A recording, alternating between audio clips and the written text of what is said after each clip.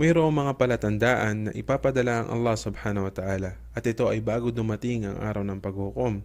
Tanda na ang araw na ito ay palapit at hinati ito ng mga scholar sa dalawa, malaking palatandaan at maliliit. Ang alamat sura o maliliit na palatandaan ay mangyayari sa mahabang panahon bago pa dumating ang araw ng paghuhukom, kung saan ang ilan ay maaaring nangyari at natapos na at ang ilan ay mangyayari ulit. At tunay na ito ay mangyayari katulad ng sinabi ng Propeta Muhammad sallallahu alaihi wasallam. Habang ang alamat al-kubra o malalaking tanda, ito ay mga palatandaan na kung saan ay malalaking pangyayari sa maiksing panahon, mangyayari kapag sobrang lapit na ng araw ng paghukom.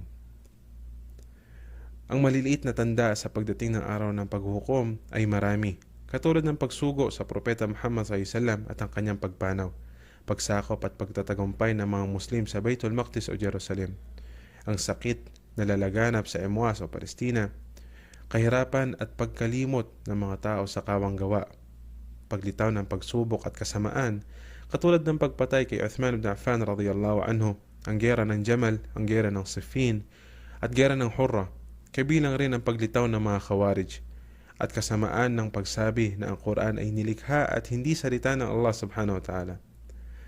Ganon din ang paglitaw ng mga mag-aangkin na sila ay propeta, katulad nila Musaylima al-Kadhab at al-Aswad al-Unsi, pagkawala ng tiwala sa katuruan ng mga tunay na maalam, ang pagdami ng mangmang at paghina ng kaalaman sa pamamagitan ng pagpanaw ng mga eskolar.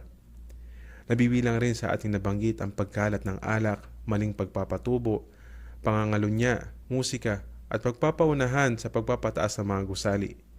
Ang pagrami ng mga bastos na anak sa kanilang mga magulang, katulad ng nasabi ng Propeta Muhammad SAW na pakikitunguhan ng mga bata ang kanilang mga magulang kung papaano nila pakitunguhan ang kanilang mga alipin.